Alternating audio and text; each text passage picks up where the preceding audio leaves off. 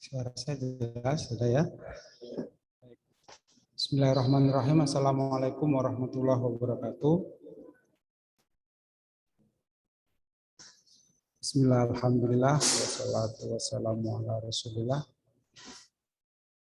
Asyhadu an la ilaha illallah, wa asyhadu anna sayyidina Muhammad rasulullah. Allahumma salli wa sallim wa barik ala sayyidina Muhammad wa ala alihi wa sahbihi wa mawala amma ba'du.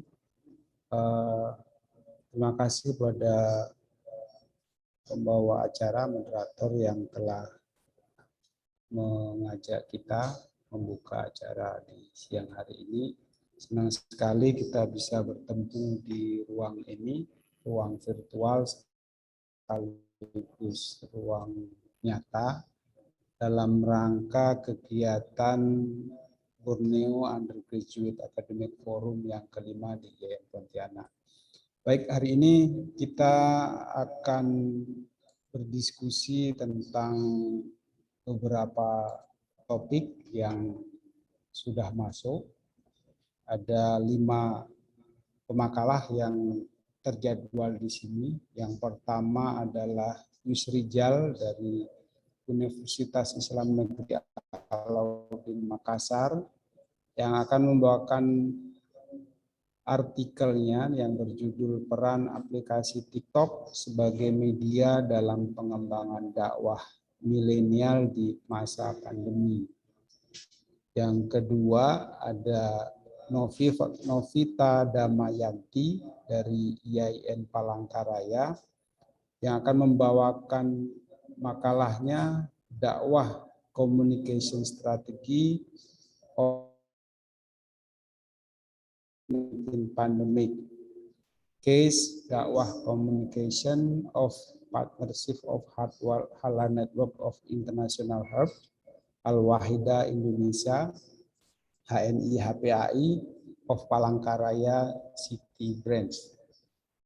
Yang berikutnya ada Saudara Leni Rahmanika yang dalam kesempatan ini akan membawakan makalah mewakili teman-temannya, ada Lina Amaliatul Hasanah dan Yumna Karima, membawakan makalah berjudul Interpersonal Communication, The Influence Variable of Learning Motivation During the COVID-19 Pandemic. Leni dan kawan-kawan berasal dari UIN Antasari Banjarmasin. Ada juga di sini peserta dari luar negeri, dari Sarawak, Malaysia, dari UITM, Saudara Arif Syukri yang akan membawakan makalahnya berjudul Persepsi terhadap Konsep Umum Balwa di kalangan pelajar pengurusan halal UITM. Yang terakhir ada Ahsanu Amala dari IAIN Palangkaraya yang akan membawakan makalah berjudul Equal Access to Digital TV Broadcasting During the COVID-19 Pandemic in Indonesia. Yang dari sekian pemateri tadi, saya lihat di sini yang hadir secara luring ada Leni Rahmatika, terus kemudian ada siapa tadi? Leni Rahmatika, terus berikutnya ada Novita Damayanti, terus ada Ahsanu Amala. Terkait Arif Syukri dan Yusrijal sampai saat ini belum ada konfirmasinya ya. Oke, untuk mengefisienkan waktu karena waktu kita ini terbatas, jadi masing-masing peserta saya beri kesempatan untuk presentasi dalam waktu 7 sampai maksimal 10 menit ya. Usahakan 7 menit bisa selesai sehingga kita nanti masih punya waktu untuk berdiskusi. Untuk teman-teman yang hadir di ruang virtual maupun yang luring di sini bisa mempersiapkan pertanyaan-pertanyaan yang mungkin akan muncul dari presentasi yang dihadirkan oleh para panelis hari ini. Untuk kesempatan pertama saya persilahkan Saudara Novita Damayanti dari YIN Palangkaraya untuk menyampaikan makalahnya. Silakan Saudara Novita. Kasih aplaus yang semangat untuk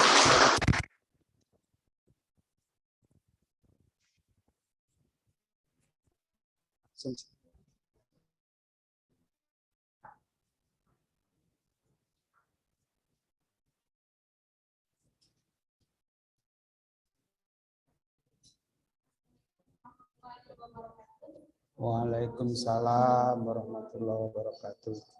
Selamat mengulantai, selamat sejahtera dan berlimpah kita mengucapkan kita segala kesehatan di mata Allah. Baik, bahwa yang sebabnya kita bisa bertemu ada virtual dan secara langsung serta salawat dan salam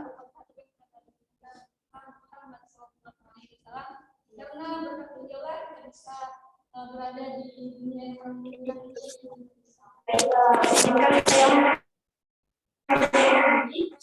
Nama saya Damayanti dari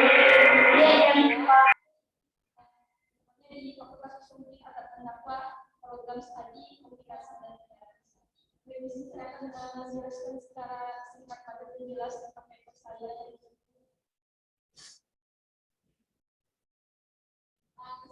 Strategi komunikasi dakwah strategi kasusnya adalah tentang komunikasi dakwah mitra MI HPAI cabang Kota Palangkaraya.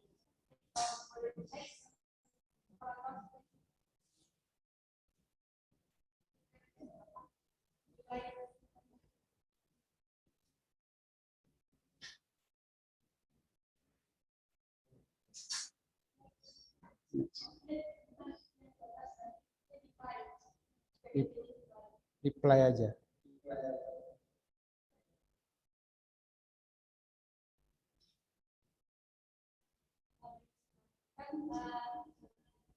Saya kalau tadi membahas tentang strategi komunikasi.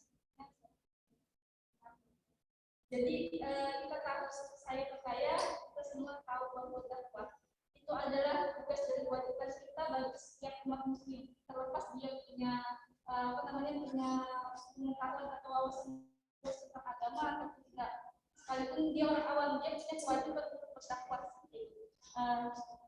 Nah, ini sesuai dengan hadis Bukhari, dengan nomor hadis 3202 ini, mengenai hadis yang rasanya hadis sangat familiar sekali dengan hadis ini disampaikan dari sekali satu ayat.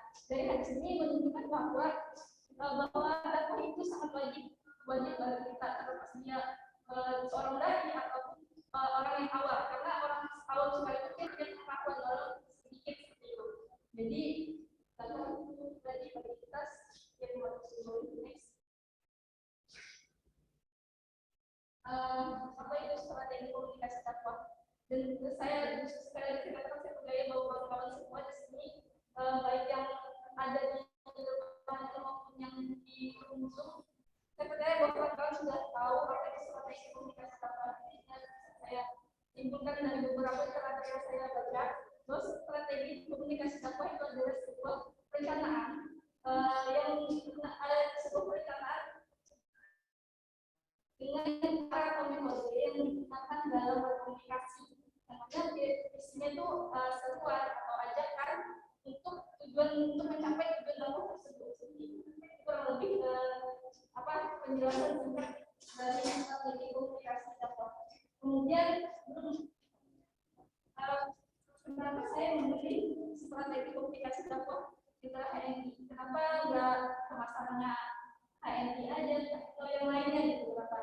Bisa kan saya ketika beberapa kalinya di awal tahun lalu saya bertemu dengan mitra HNI, beliau katakan bahwa HNI ini yaitu memasarkan produknya itu ternyata berdakwah dengan itu gimana caranya?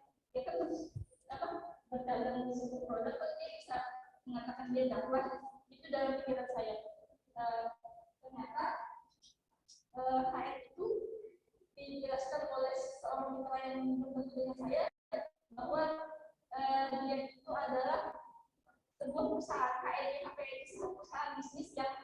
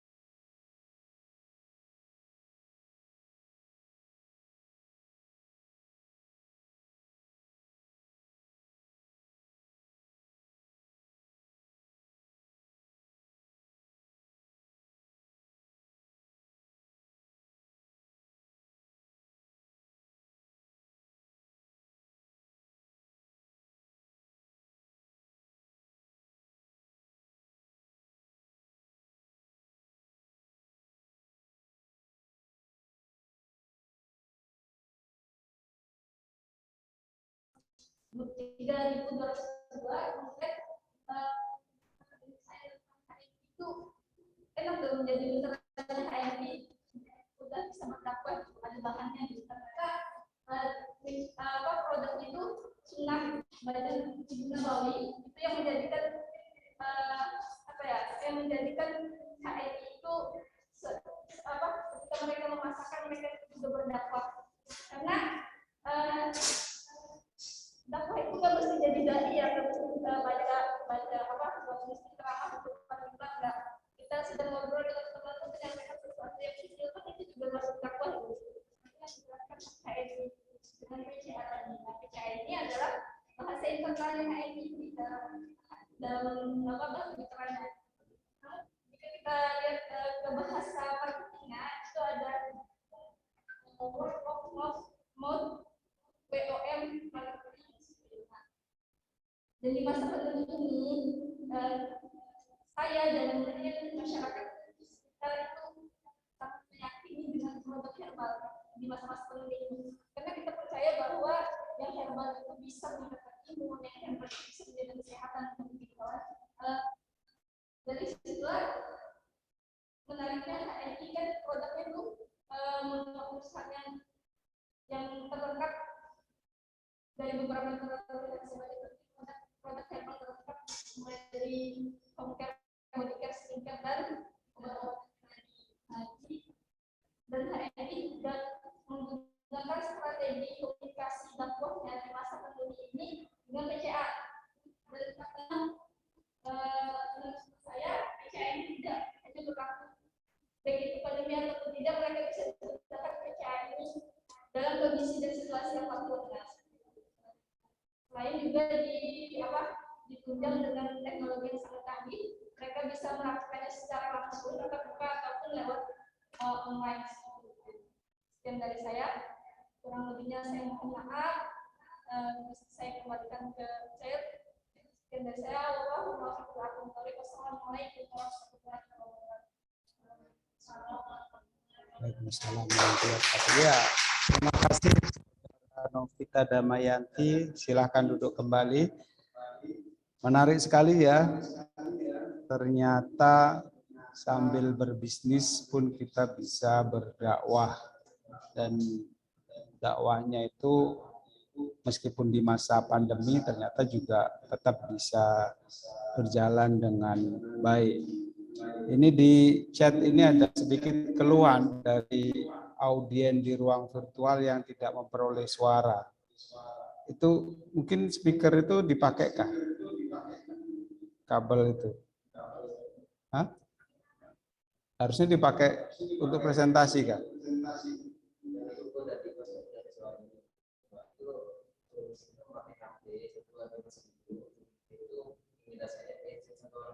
Oh gitu. Oh gitu. Tadi saya minta cek tapi tenang-tenang aja, saya kira sudah oke semua. Oke, baik, silahkan diatasi teman-teman operator, jangan sampai kawan-kawan yang di ruang virtual tidak kebagian teman-teman kita yang bersemangat membagi ilmunya di siang hari ini. Terima kasih Saudara Novita Damayanti. Kalau ada pertanyaan silahkan di-share saja di ruang chat atau nanti akan ada waktu sendiri untuk Anda bisa menanggapi langsung. Berikutnya saya beri kesempatan kepada Saudara Leni Rahmanika mewakili kawan-kawannya, ada Lina Amaliatul Hasanah dan Yumna Karima. Silahkan Saudara Leni Rahmanika dari UIN Antasari Banjarmasin untuk mempresentasikan artikelnya. Silahkan.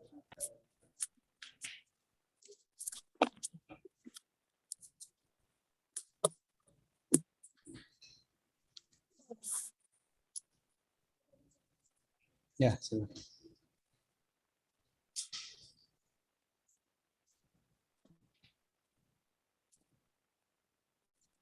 Bismillahirrahmanirrahim. Assalamualaikum warahmatullahi wabarakatuh.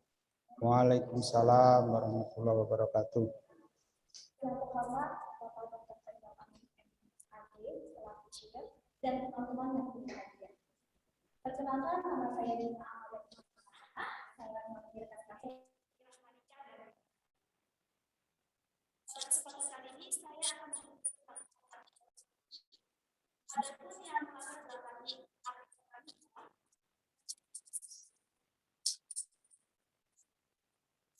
pada tahun 2020 yang dihubungkan dengan adanya penyebaran virus baru. Virus ini menyebar di Indonesia. Mungkin bisa dari info dan IT bahwasanya pada tahun Maret 2020 Indonesia melakukan transformasi dan pada tanggal 25 Maret Indonesia melakukan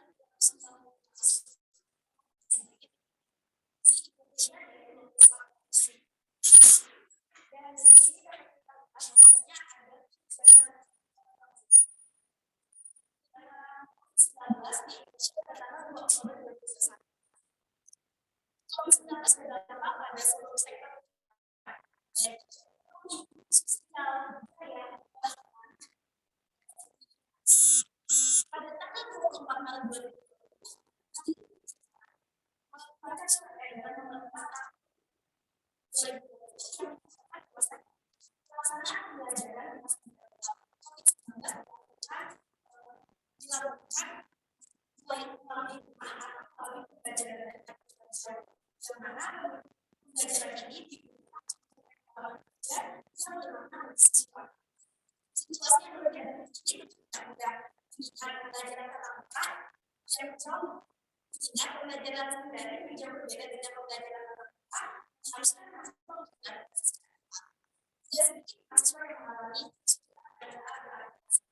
mungkin kita bisa pembelajaran daring membuat anak tes menjadi tes dengan yang terlalu anggaran yang menyatakan bahwa dapat pengaruh antara pembelajaran daring pada siswa. Stres akademik berdampak pada turunnya motivasi belajar mahasiswa selama masa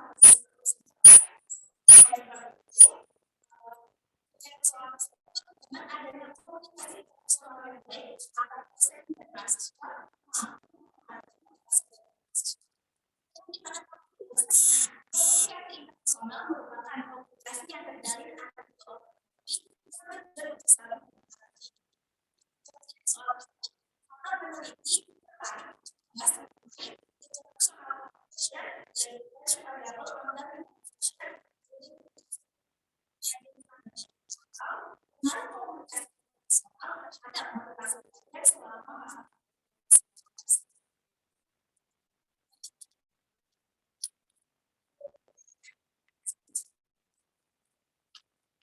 Kita ketahui bahwasanya pandemi adalah wabah yang menyebar ke seluruh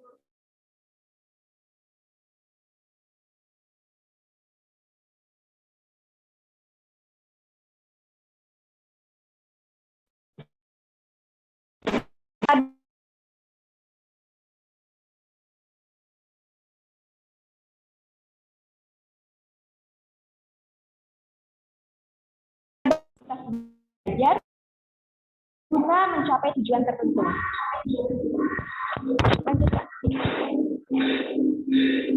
Adapun komunikasi interpersonal merupakan komunikasi yang terjalin antar dua orang atau lebih yang baik secara tatap muka ataupun secara daring yang bertujuan untuk saling mempengaruhi. Lanjut, Kak. Adapun metode penelitian ini yaitu menggunakan metode kuantitatif yang mana jenis penyajian datanya berupa angka untuk menguji sebuah hipotesis. Populasi dari penelitian ini ialah mahasiswa angkatan 2019 pada program studi pendidikan guru madrasah ibtidaiyah Universitas Islam Negeri Antasari Banjarmasin yang berjumlah 132 mahasiswa. Adapun responden yang berhasil kami dapatkan yaitu sebanyak 45% dari jumlah populasi atau sebanyak 60 mahasiswa. Data primer dikumpulkan dengan cara menyebarkan kuesioner melalui Google Form yang kemudian dibagikan melalui WhatsApp dan diisi oleh teman-teman melalui rumahnya masing-masing. Data juga didukung dengan buku-buku, internet maupun jurnal. Adapun penentuan hipotesis dari penelitian ini yaitu H0 tidak terdapat pengaruh antar komunikasi interpersonal terhadap motivasi belajar mahasiswa selama masa pandemi COVID-19, dan H1 yaitu terdapat pengaruh antar komunikasi interpersonal terhadap motivasi belajar mahasiswa selama masa pandemi COVID-19. Lanjutkan. Dari hasil proses pengolahan data menggunakan aplikasi SPS S23, maka kita dapat ketahui bahwasanya hasil penelitian berdasarkan program regresi linear sederhana menyatakan nilai koefisien X adalah 1,14, yang artinya bahwasanya makin baik intensitas komunikasi antar dosen dan mahasiswa, maka akan baik pula motivasi belajar mahasiswa selama pembelajaran daring. Adapun kriteria penerimaan dan penolakan hipotesis yaitu H0 yaitu komunikasi interpersonal tidak berpengaruh terhadap motivasi belajar mahasiswa selama masa pandemi COVID-19. H1 yaitu terdapat pengaruh antar komunikasi interpersonal kepada motivasi belajar mahasiswa selama masa pandemi COVID-19. Dan alfa yang digunakan yaitu 0,05 dengan jumlah responden yaitu sebesar 60. Adapun kriteria penerimaan dan penolakan hipotesis yaitu jika F hitung lebih besar dari F tabel dan T hitung lebih besar dari T tabel, maka H1 diterima. Berdasarkan dari tabel di slide dapat kita ketahui bahwasanya F hitung sebesar 27,581 atau lebih besar dari F tabel 4,00 dan T hitung sebesar 5,252 lebih besar dari T tabel 1,67065. Sehingga H1 diterima, yang artinya terdapat pengaruh yang relevan antar komunikasi interpersonal terhadap motivasi belajar selama masa pandemi COVID-19. Lanjutkan. Nah, dari hasil tabel kedua ini dapat kita ketahui bahwasanya 32,2% komunikasi interpersonal ini berpengaruh terhadap motivasi belajar mahasiswa selama masa pandemi COVID-19. Dan 67,8% motivasi belajar dipengaruhi oleh faktor-faktor lain yang tidak dibahas dalam penelitian ini. Lanjutkan.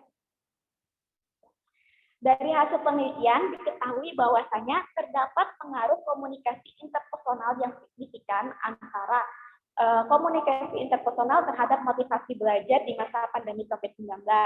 Hal ini berarti apabila intensitas komunikasi interpersonal antar dosen dan mahasiswa itu tinggi, maka akan berpengaruh terhadap motivasi belajar mahasiswa yang akan meningkat. Namun sebaliknya, apabila intensitas komunikasi interpersonal antar dosen dan mahasiswa itu rendah, maka akan berpengaruh terhadap motivasi belajar mahasiswa yang akan menurun. Komunikasi interpersonal yang efektif selama masa pandemi COVID-19 mampu meningkatkan motivasi belajar mahasiswa. Selain itu, juga mampu menaikkan rasa konsentrasi, semangat belajar, rasa ingin tahu, kemandirian, kesiapan, antusias, pantang menyerah, dan percaya diri terhadap proses pembelajaran daring. Selaras dengan hasil penelitian yang menyatakan bahwasanya motivasi belajar mengalami peningkatan setelah diterapkannya komunikasi interpersonal yang baik, sehingga dapat disimpulkan bahwa penerapan komunikasi interpersonal dapat berpengaruh kepada motivasi belajar mahasiswa angkatan 2019 pada program studi pendidikan guru madrasah ibtidaiyah UIN Antasari Banjarmasin selama masa pandemi COVID-19. Hal ini selaras dengan penelitian yang dilakukan oleh KEHI 2019, Ruwata dan Wicaksono pada tahun 2020, dan MNOR 2021. Mungkin itu saja dari saya. Yang terima kasih. Wassalamualaikum warahmatullahi wabarakatuh.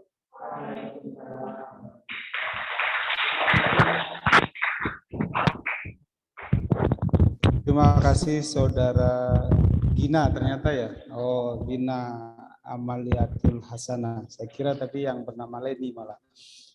Menarik sekali, ternyata motivasi belajar di era pandemi dengan moda digital ini tidak hanya disebabkan karena kuota ya, Biasanya mahasiswa malas kuliah itu karena tidak punya kuota, karena jaringan internetnya rusak.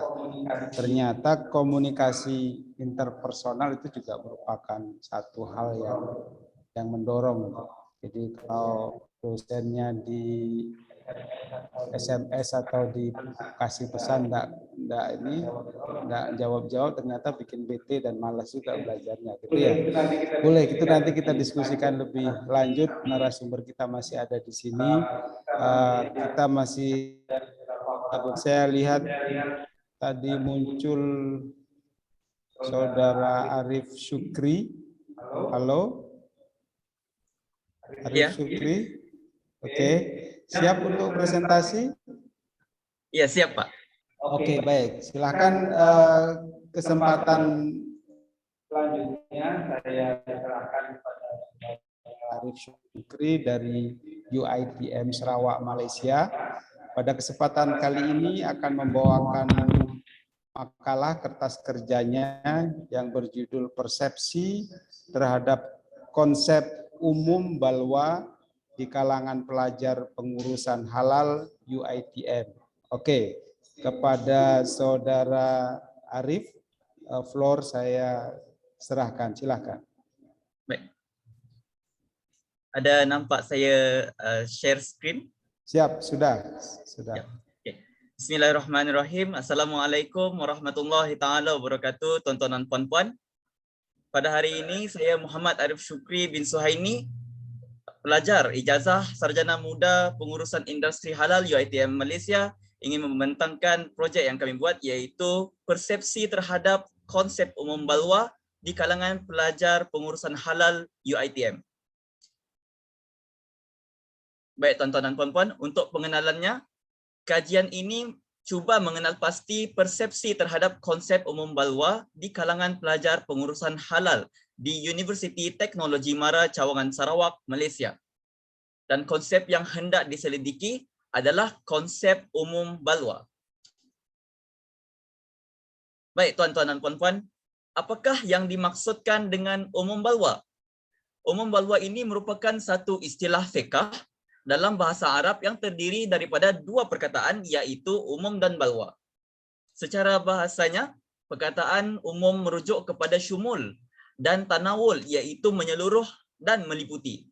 Dan perkataan umum ini merujuk kepada sifat sesuatu yang menyeluruh dan meliputi terhadap sesuatu. Baik, yang kedua adalah perkataan balwa. Perkataan balwa itu adalah membawa dua maksud, iaitu dugaan dan ujian. Dari sudut istilah fiqh, umum balwa ini ditakrifkan sebagai satu perkara ataupun peristiwa yang menyelubungi sebahagian besar manusia dan sukar bagi mereka untuk menghindari daripadanya. Jadi sebagai rumusan tuan-tuan dan puan-puan, umum balwa ini adalah merujuk kepada satu bentuk musibah ataupun dugaan yang menyukarkan ke atas manusia untuk membebaskan diri daripadanya atau mengelakkan diri daripadanya. Baik tuan, untuk permasalahan kajian bagi projek ini, sebagaimana yang kita tahu, khazanah ilmu Islam ini adalah kaya dengan konsep maupun prinsip bagi memenuhi pelbagai kehendak dan tuntutan manusia yang berbilang kaum, yang berlainan tempat tinggal, yang tidak sama zaman yang ditempuhi. Apatah lagi dalam dunia yang serba canggih dan kaya dengan variasi budaya dan amalan kehidupan yang pada hari ini. Masyarakat Islam kadang-kadang berhadapan dengan situasi yang tidak dapat dielakkan, sukar dikawal, sukar diasing, dan sukar dijauhi seolah-olah yang menghampiri kepada keadaan darurat.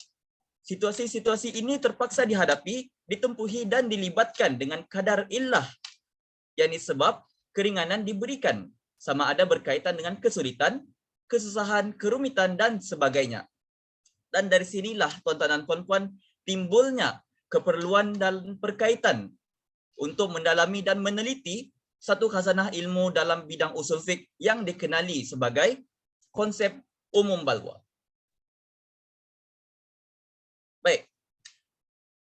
Persoalan dan objektif kajian bagi projek ini, kajian ini adalah secara amnya merupakan satu penyelidikan ilmiah yang meneliti, merungkai dan menganalisis satu persoalan, yaitu apakah persepsi terhadap konsep umum balwa di kalangan pelajar pengurusan halal Universiti Teknologi Mara, Cawangan, Sarawak, Malaysia?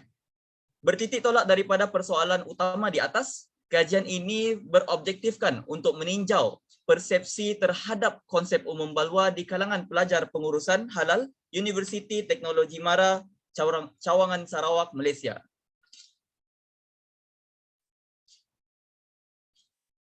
Baik, untuk pengetahuan tuan-tuan dan puan-puan, metod kajian yang kami lakukan pada kajian ini adalah berbentuk tinjauan, iaitu dalam bentuk kajian survei.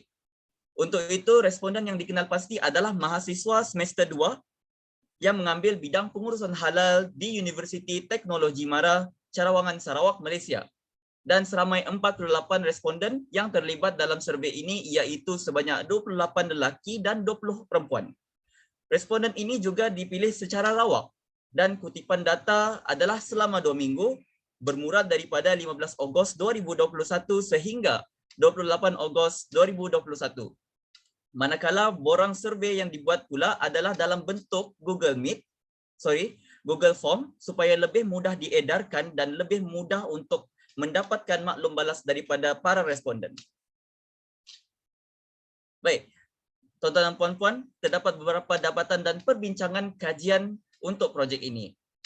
Pernyataan yang pertama adalah, pernah tak mendengar konsep umum balwa? Daripada survei ini, kami mendapati bahawa 48 jumlah keseluruhan responden menunjukkan sebanyak 30 responden, yakni sebanyak 62.5% menyatakan tidak pernah mendengar konsep umum balwa. Manakala bakinya 18 responden, yakni sebanyak 37.5% pula mengakui pernah mendengar konsep ini.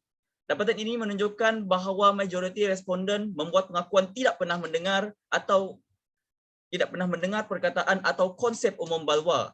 Hanya sedikit sahaja daripada kalangan responden yang mengakui pernah dengar tentang konsep umum balwa ini. Penyelidik berpendapat bahawa walaupun jumlah yang pernah mendengar konsep ini rendah, namun ia tidak menjadi satu yang pelik ataupun janggal. Ini memandangkan istilah umum balwa ini amat jarang sekali disebut atau dibincangkan secara meluas di kalangan responden. Lantaran itu amatlah jarang untuk mereka mendengarkannya. Apatah lagi pada hemat penyelidik, keadaan hidup responden mungkin belum menemui ataupun berhadapan dengan situasi yang susah atau sukar, menyebabkan mereka belum ada keperluan untuk mengambil tahu apa itu konsep umum balwa. Baik, untuk pernyataan yang kedua, adakah anda tahu apa itu konsep umum balwa? Dalam kenyataan kedua ini pula, responden diajukan pertanyaan, adakah anda tahu apakah itu konsep umum balwa? Pernyataan ini disediakan bagi mendapatkan maklum balas sama ada responden mengetahui ataupun tidak konsep umum balwa ini. Jadi hasil daripada survei ini sekali lagi memaparkan data yang hampir sama dengan pernyataan yang pertama tadi. Pada pernyataan kedua ini, dapatan survei mendapati bahawa daripada 48 jumlah responden menunjukkan bahawa seramai 38 responden, yakni sebanyak 79%, menyatakan tidak tahu apa yang dimaksudkan dengan konsep umum balwa. Manakala bakinya 10 responden, iaitu sebanyak 21%, pula mengakui bahawa mereka mengetahui apa yang dimaksudkan dengan konsep ini. Dapatan ini juga menunjukkan bahawa majoriti responden membuat pengakuan tidak mengetahui konsep umum balwa. Hanya sedikit sahaja daripada kalangan responden yang mengakui tahu mengenai konsep umum balwa. Jadi pada pendapat penyelidik, di sinilah timbul peluang untuk memberi maklumat kepada responden khasnya dan keseluruhan umat Islam secara amnya untuk mempelajari konsep umum balwa. Dengan itu nanti responden dan masyarakat umum akan lebih yakin dengan amalan ibadah yang mereka akan lakukan. Baik, ini adalah hasil daripada dapatan dan perbincangan kajian yang ketiga, yaitu persepsi responden sama ada termasuk dalam konsep umum balwa ataupun tidak. Paparan data dalam jadual menunjukkan maklum balas daripada responden. Terdapat 10 item yang disediakan bagi mendapatkan maklum balas responden bertujuan untuk mengetahui sejauh mana mereka mengenali konsep umum balwa ini. Jadi sebanyak 2 item yang mendapat skor ya, di mana sebanyak 48 responden iaitu 100% pada item yang pertama dan item ke-10.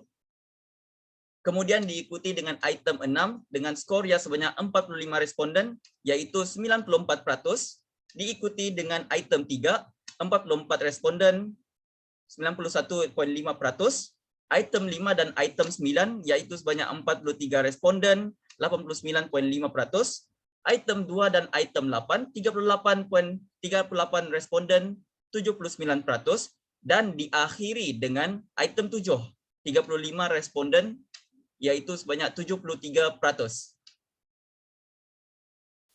Jadi secara keseluruhannya, paparan data itu masih lagi menunjukkan pengetahuan responden boleh dibimbing dalam memahami konsep umum balwa sebagai dicontohkan di atas.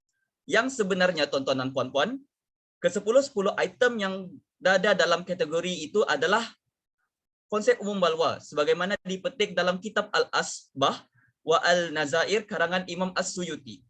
As-Suyuti mengkategorikan contoh-contoh di atas sebagai najis yang dimaafkan, yang tidak dapat dielakkan. Oleh kerana itu, ia dimasukkan dalam perbincangan konsep umum balwa.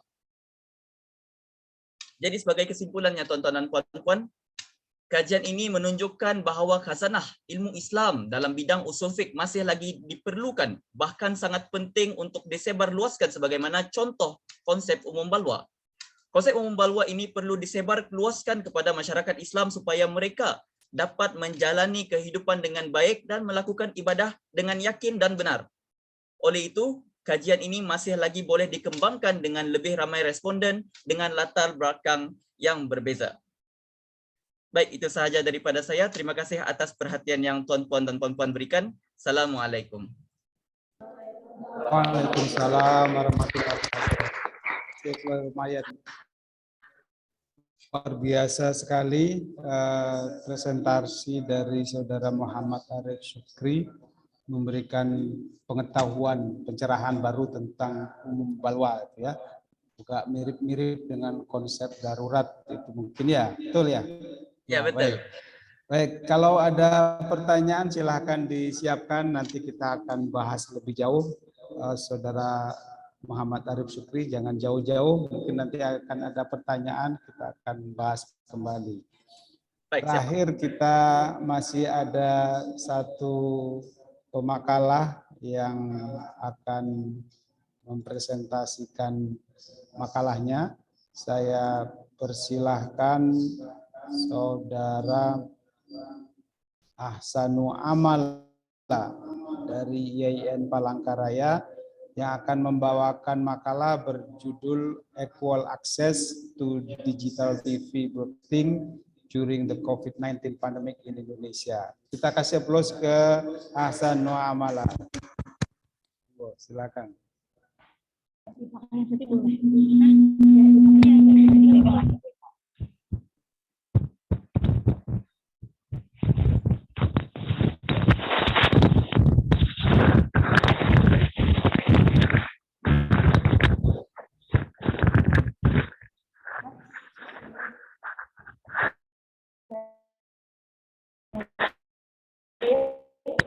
Assalamualaikum warahmatullahi wabarakatuh. Izinkan saya melakukan masuk.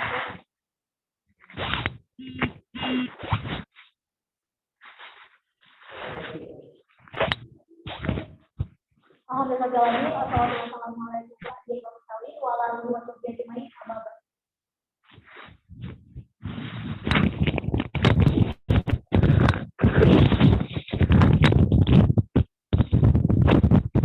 Cek sound test. Baik, izinkan saya mengucapkan salam Kalimantan Tengah, dan ketika saya menyebutkan mohon dijawab dengan kalimat arus. Bisa? Baik. Tabe selamat lingkungan latai, salam sujud karena di Malempang, adil Katalino, Bacuramin, Kasaruga, Basengat, Kajubata. Arus. Terima kasih semuanya.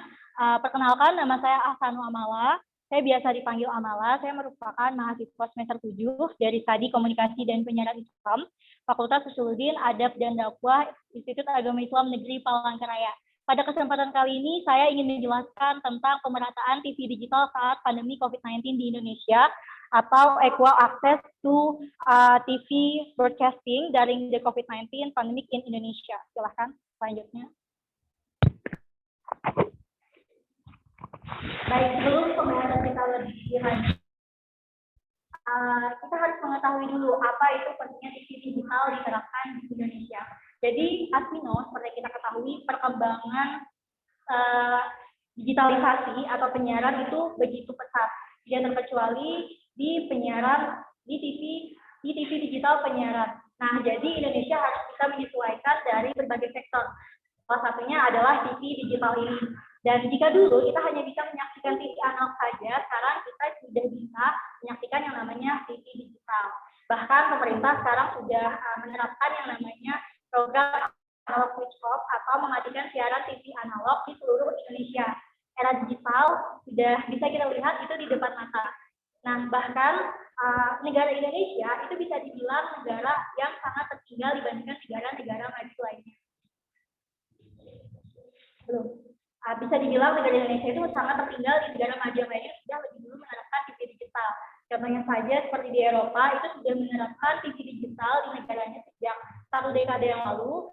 Terus tahun 2011 disusul oleh negara Jepang yang menerapkan TV digital itu sejak tahun 2011 dan dilanjutkan 1 tahun kemudian oleh Korea Selatan.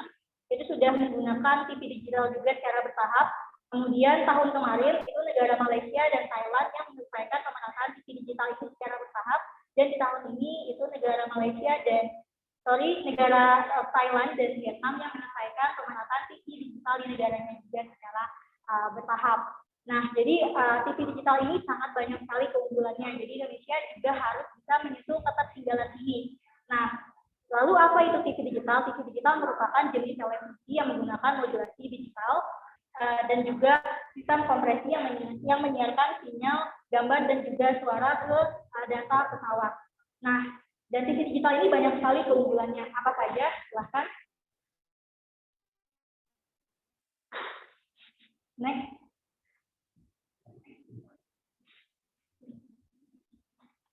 Belum terlihat.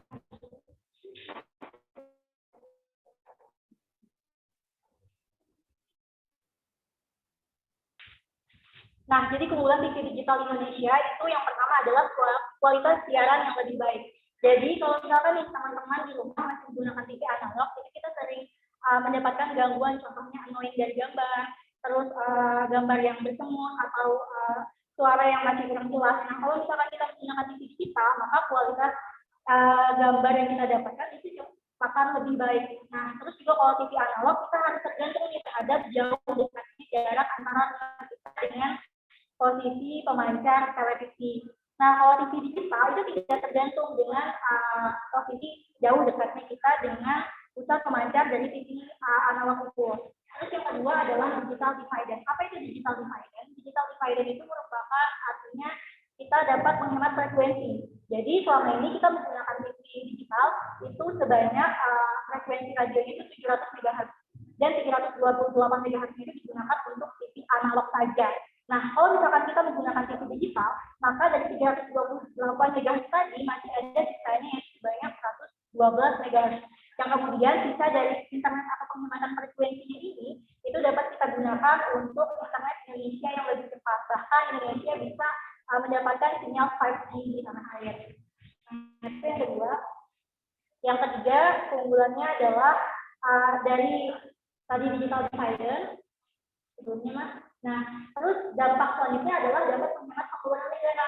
Jadi dari frekuensi yang begitu banyak 328 MHz tadi itu menggunakan pengeluaran dana dari negara yang cukup besar. Nah, kalau misalkan kita menggunakan frekuensi yang lebih hemat, maka dana tersebut dapat digunakan untuk kegiatan-kegiatan lainnya. Contohnya seperti pendidikan, kesehatan, dan penanganan bencana. Salah satunya adalah penanganan bencana pandemi COVID-19. Nah, terus selanjutnya lagi, kalau misalkan TV digital ini dilakukan terus-menerus, maka akan berdampak berkelanjutan atau multiplier effect pada ekonomi digital. Yang dampaknya nanti akan menambah lowongan pekerjaan, terus juga dapat menambah peluang usaha baru, dan juga dapat melakukan atau penambahan terhadap pajak dan PDB di tanah air. Selanjutnya, nah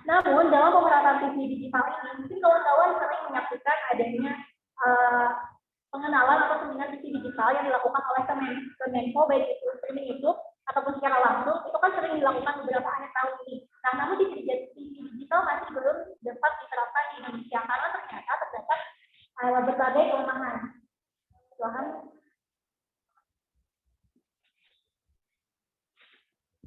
Nah, yang pertama adalah terhambat oleh landasan hukum.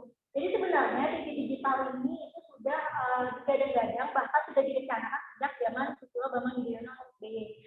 Ada rencana awalnya TV digital itu akan diterapkan di Indonesia dari tahun 2009 dan akan selesai pada akhir tahun 2018. Namun itu semua tidak dapat dilakukan karena terhambat oleh regulasi landasan hukum, yaitu Undang-Undang Nomor 32 Tahun 2002 tentang penyiaran. Nah, lalu undang-undang ini tidak dapat mendukung program pemerintah untuk melakukan atau memastikan siaran TV analog di Indonesia. Nah, akhirnya pemerintah pun berinisiatif untuk melakukan yang namanya revisi undang-undang tersebut. Namun ternyata dari revisi undang-undang itu memiliki stagnan atau tidak jalan dan akhirnya tidak berkembang. Akhirnya solusi dari itu pemerintah melakukan undang-undang baru, membuat undang-undang baru yaitu undang-undang cipta kerja. Jadi undang-undang cipta kerja yang kontroversial itu sebenarnya ada nilai plusnya. Salah satunya adalah sebagai landasan hukum yang pernah terhambat dalam kendala pemerataan TV digital. Nah, yang kedua adalah pembagian set-top box atau FTV. Nah, jadi kalau misalkan kita lihat masyarakat Indonesia itu kan masih banyak menggunakan TV analog dan TV digital itu bukan TV yang keluaran terbaru gitu. Kita tidak menggunakan TV keluaran terbaru pun kita masih bisa menikmati yang namanya TV digital yaitu dengan alat bantu ini atau set-top box. Nah, jadi pembagian set-top box ini akan dilakukan. Nah, sebanyak 6,8 juta kepada masyarakat yang kurang mampu. Namun sayangnya ini kan masih masa pandemi COVID-19. Nah, sedangkan pembagian TV itu menggunakan biaya yang cukup banyak. Nah, kalau misalkan ini dipaksakan dilakukan pada saat sekarang, sedangkan negara kita juga terdampak dalam ekonomi, maka bagaimana nantinya gitu? Akan berdampak pada kurang optimalnya negara kita dalam penanganan kasus COVID-19. Nah, itu yang kedua. Yang terakhir kendalanya adalah pembiayaan tahap pertama. Itu tadi karena terkendala oleh dana yang masih fokus terhadap penanganan pandemi COVID-19, sehingga tahap pertama pun itu banyak sekali dari kalangan masyarakat yang sikap yang mengeluarkan masukannya terhadap pemerintah. Jadi pemerintah pun apresiasi atas segala masukan dari masyarakat tersebut untuk menunda dulu tahap pertama ini. Gitu. Selanjutnya,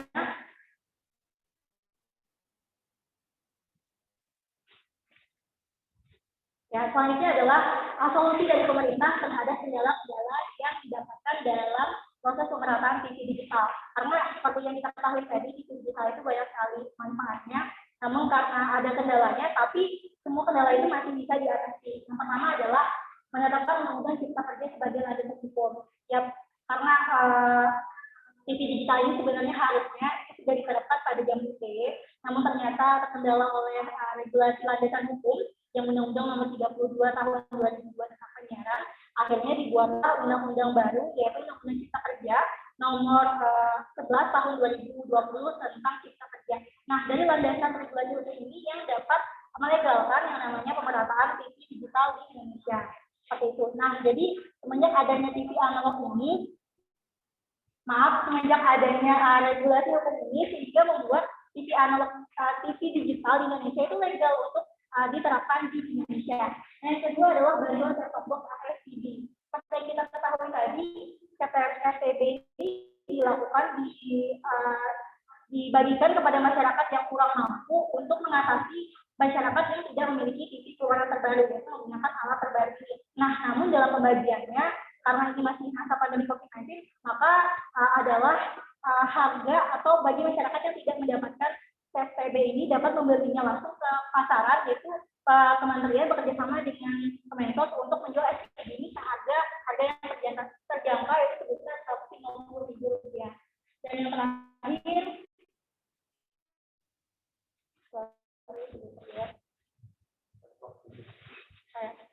Dan yang terakhir, itu adalah pemerataan atau tahap pelaksanaan dalam TV digital tadi itu sempat tertunda di tahap pertama.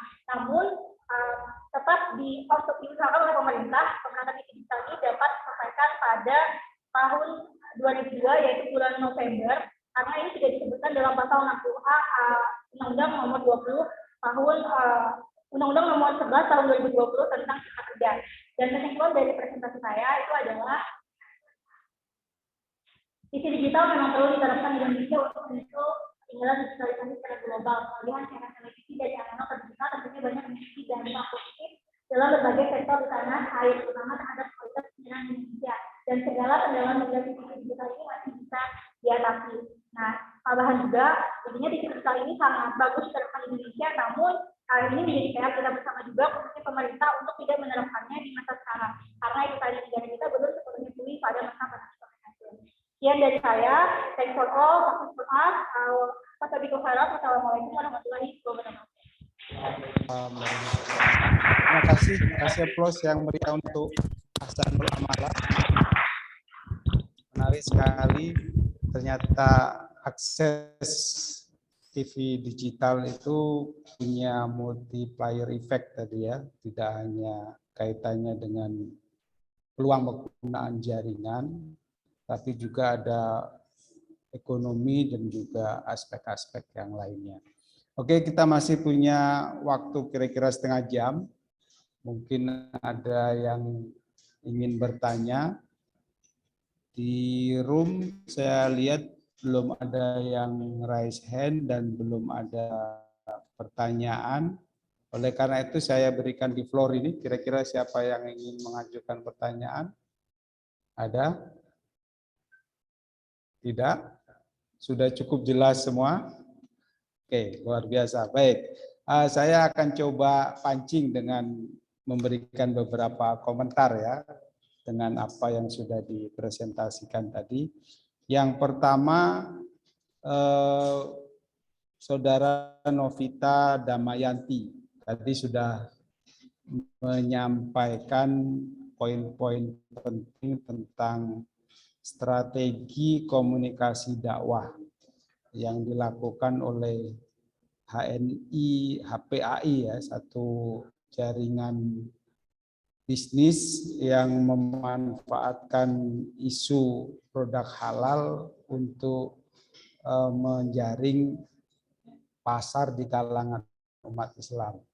Dan ternyata misi yang dilakukan oleh HNI HPAI tadi itu terbukti efektif ya, terbukti efektif dengan 3 strategi yang disebutkan tadi. Ada strategi PCA, ada strategi apa lagi tadi? Ada soft apa tadi?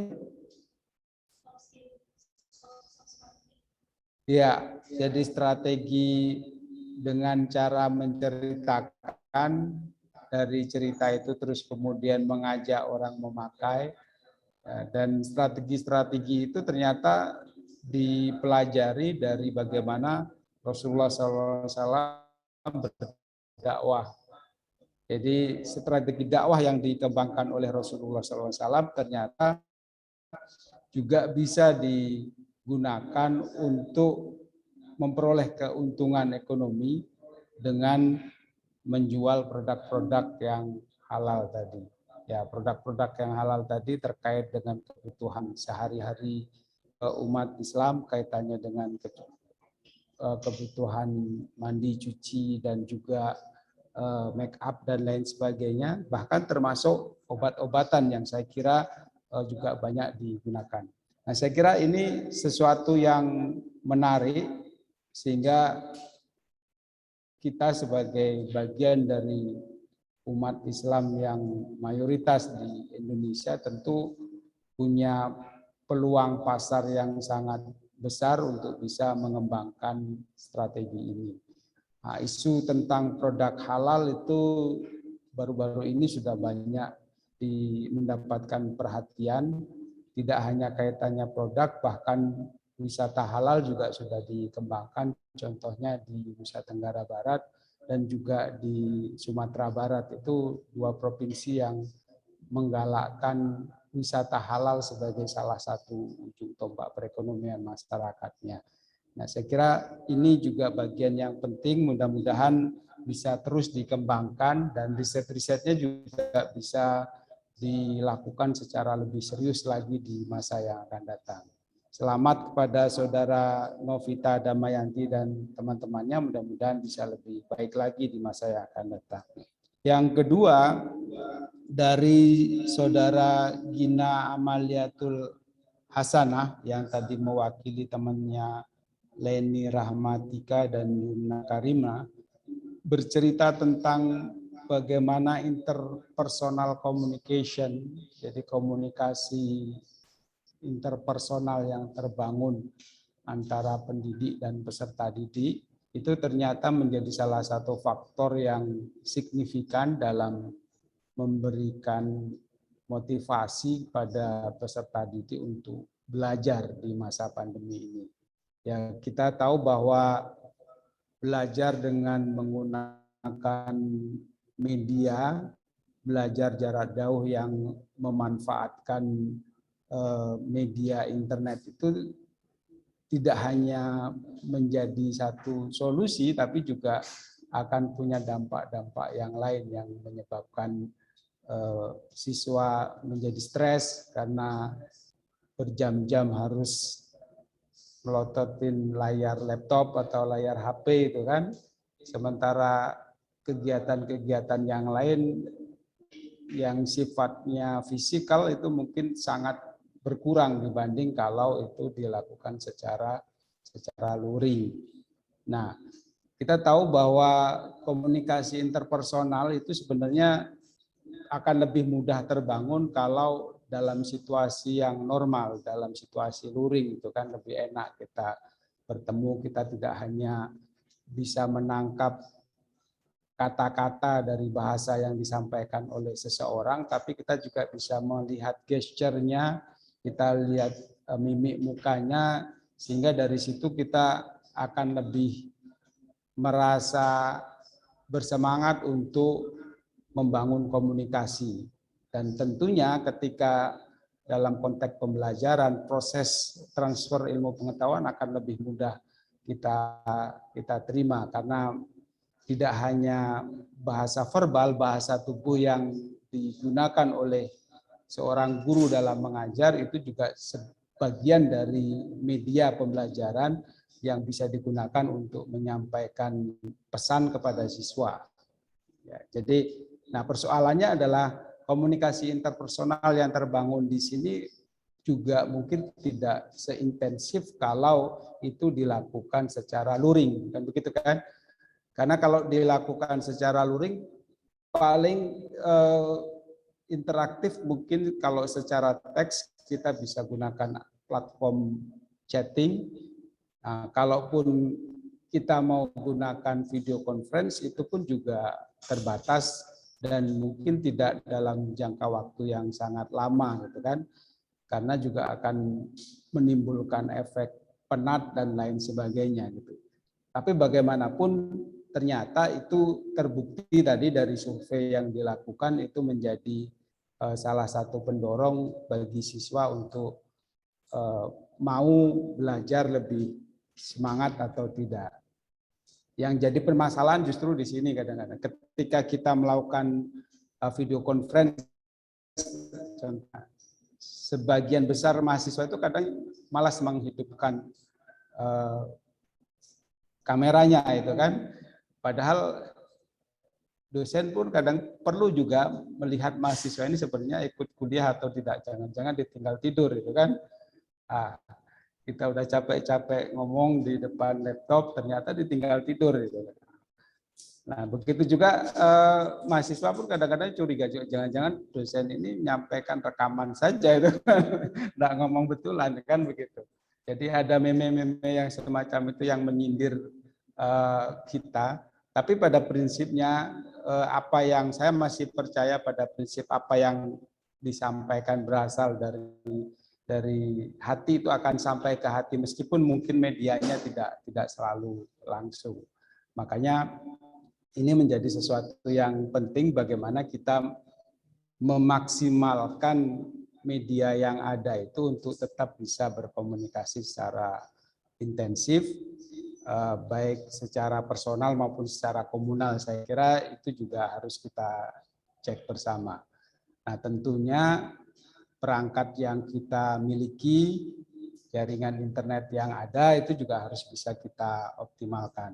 Kadang-kadang kita punya perangkat yang canggih, tapi karena tidak bisa memanfaatkan fitur-fitur yang ada di dalamnya, tidak optimal juga komunikasi yang terbangun. Atau kita punya keinginan untuk sangat maksimalkan, tapi perangkat kita tidak memungkinkan untuk itu. Jadi HP-nya atau laptopnya tidak mampu mengakses jaringan 4G. Dia hanya bergerak di 3G saja atau bahkan 2.5 yang ada. Jadi sehingga tetap saja meskipun ada jaringan 4G ataupun 5G yang ada di tempat kita, kita tidak bisa memanfaatkan karena memang perangkat kita terbatas tadi. Jadi banyak faktor yang mempengaruhi proses komunikasi tadi bisa dibangun secara lebih intensif lagi. Yang berikutnya kita coba ke Malaysia ini tadi, ke saudara Muhammad Arif Syukri. Saya kira menarik tadi apa yang disampaikan kaitannya dengan umum balwa. Bisa lebih spesifik saudara Arif Syukri untuk memberikan contoh-contoh konkret umum balwa itu yang biasa kita temukan dalam kehidupan sehari-hari itu kira-kira seperti apa saja? Boleh dijelaskan lebih jauh? Baik, bisa Pak. Kalau ikutkan konsep umum balwa ini adalah satu kebiasaan ataupun satu benda yang kita tak boleh nak lari daripada benda tu. Sebagai contoh macam najis yang dimaafkan, sebagai itu. Jadi sebagaimana Islam ini mudah tapi tidak boleh dimudahkan. Itulah konsep umum al-balwa. Jadi dalam contohnya adalah macam yang saya kira yang najis tadilah, ya dimaafkan apabila ataupun rukhsah, kemudahan yang Allah berikan, rukhsah. Sebagai contoh rukhsah solat apa semua, itu adalah salah satu contohnya Pak. Oke, baik. Berarti ini terkait dengan taklif ya, taklif atau beban kewajiban yang melekat pada pribadi seorang muslim dalam menjalankan syariat, tapi ternyata ada hal-hal yang itu memang tidak terhindarkan lagi dan ternyata di situ ada peluang untuk ditoleransi, kira-kira begitu ya. Nah, iya begitu Pak. Pengetahuan ini pengetahuan ini saya kira perlu memang lebih diberikan secara meluas baik di kalangan generasi milenial terutama supaya hal-hal yang dianggap remeh tapi ternyata itu mengandung satu bentuk pelanggaran, meskipun pelanggaran itu tadi bisa ditoleransi, maka itu pun harus diketahui secara pasti gitu kan ya. Dan supaya kita lebih terjaga dalam menjalankan syariat ini. Apalagi kita yang berada di kawasan Asia Tenggara ini pada umumnya menggunakan madhab Syafi'i. Nah, salah satu madhab fikih yang lebih mengedepankan prinsip kehati-hatian, ada prinsip al-ihtiyat. Jadi kehati-hatian dalam hal bagaimana kita melihat hal yang halal maupun yang haram itu lebih dipilih bagaimana kita lebih selamat daripada kita memilih hal-hal yang cenderung melanggar batas-batas ketentuan agama tadi. Nah, saya kira ini menarik sekali. Mudah-mudahan pengetahuannya bisa di-share dan risetnya juga bisa diperluas di kalangan yang lain, di kalangan pelajar awam mungkin juga perlu untuk mendapatkan perhatian yang serius. Terima kasih pada Saudara Arif Syukri atas ilmu yang dikongsikan kepada kita semua. Semoga lebih bermanfaat lagi dan dapat dikembangkan di masa yang akan datang. Amin insyaallah Pak. Oke, yang terakhir saya ingin mengomentari dari makalah atau artikel yang disampaikan oleh Ahsanul Amala tadi terkait dengan equal access atau pemerataan akses terhadap TV digital. Oke. Saya tadi masih bertanya sebenarnya sejauh mana atau berapa persen sih penduduk di kota Palangkaraya atau Kalimantan Selatan yang sudah mengakses TV digital, kira-kira ada data enggak? Kalau data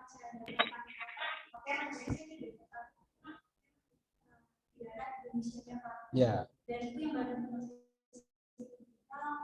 22 atau 22% di data Kemenko. Nah, kalau khusus untuk Palangkaraya saya belum menemukan data. Ya, 22% ya. Padahal kalau dibandingkan dengan data yang dirilis kaitannya dengan pengguna internet di Indonesia, data terakhir per Januari 2021 itu sudah menyentuh angka 200 juta. Jadi sudah sekitar 75% penduduk Indonesia itu mengakses internet gitu.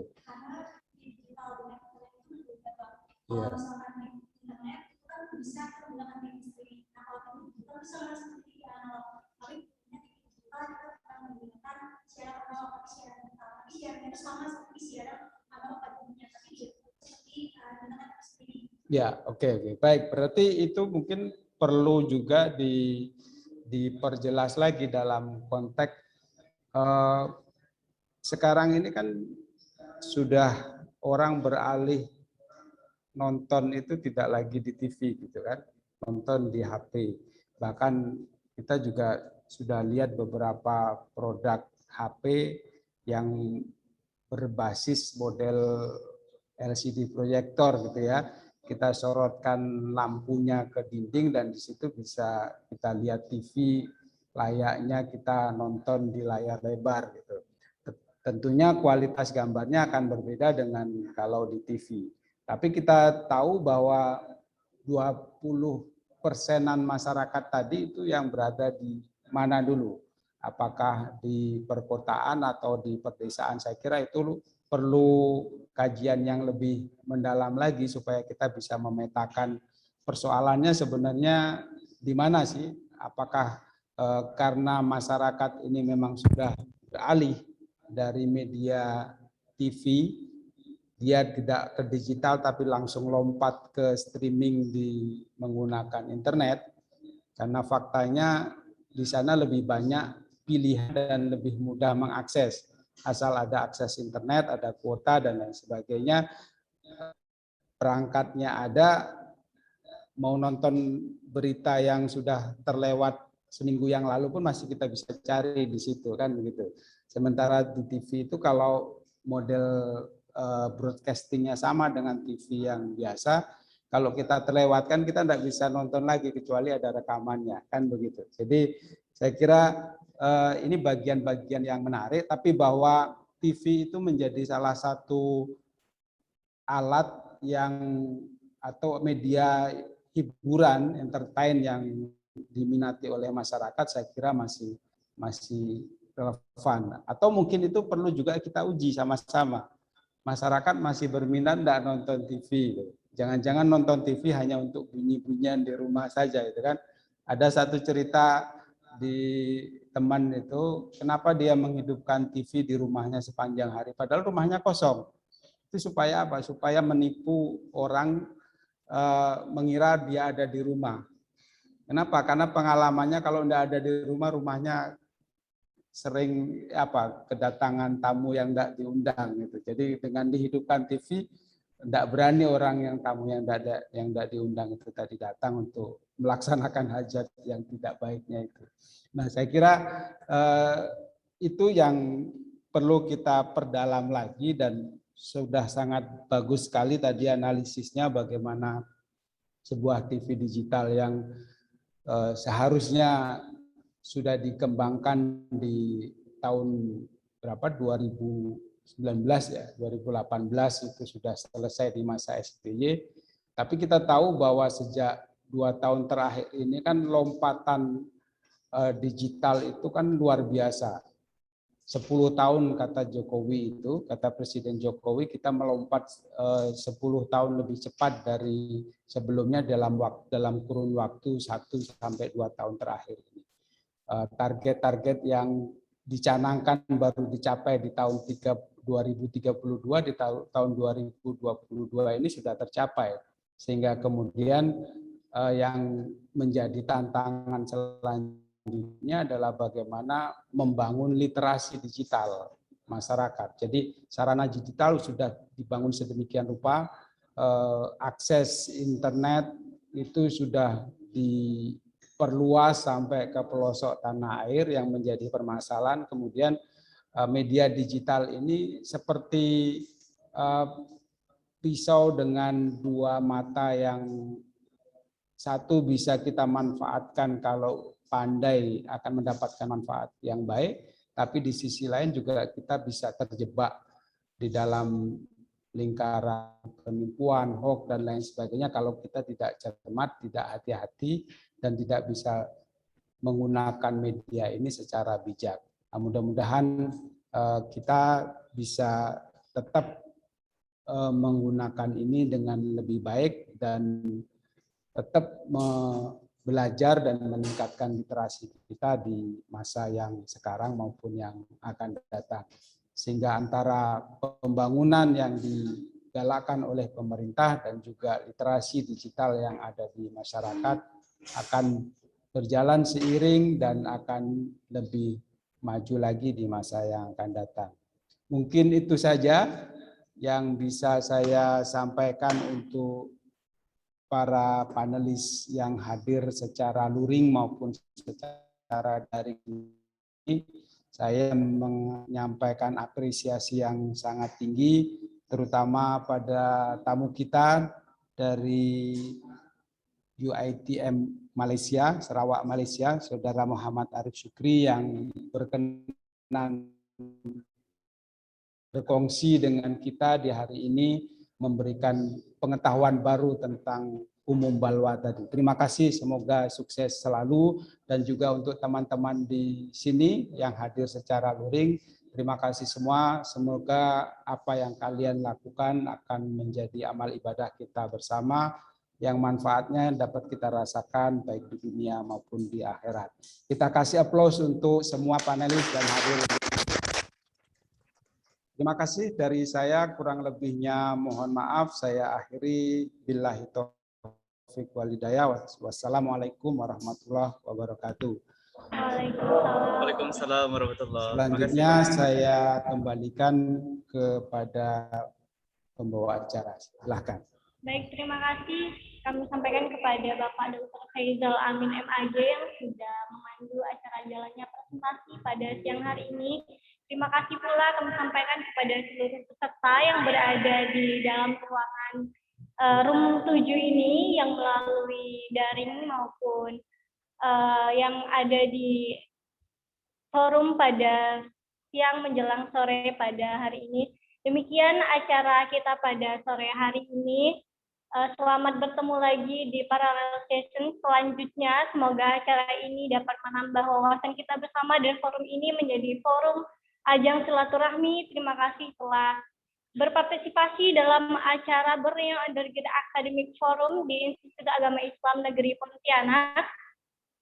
Mari kita sama-sama akhiri forum ini dengan sama-sama melafazkan hamdalah. Alhamdulillah. Saya akhiri, wallahul muwaffiq ila aqwamit thoriq. Wassalamualaikum warahmatullahi wabarakatuh. Waalaikumsalam warahmatullahi wabarakatuh.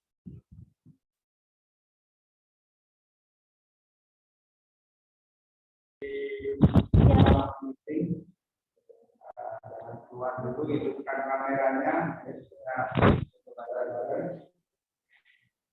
Silakan operator. Putri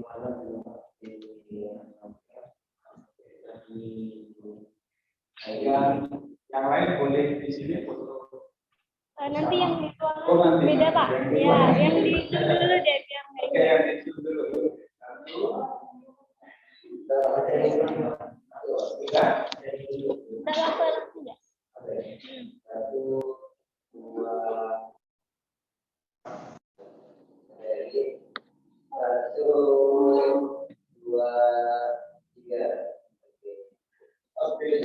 kasih semuanya. Jadi baru Mas Arif, kapan-kapan ke Pontianak ya. Apa? Maaf Pak. Ke Pontianak nanti kalau ada waktu. Insya Allah. Ada teman juga di Pontianak. Oke, siap. Nanti kontak aja kita. Insya Allah kita bisa fasilitasi. Insya Allah Pak. Sukses selalu ya. Terima kasih. Terima kasih banyak Pak. Yo. Assalamualaikum. Waalaikumsalam.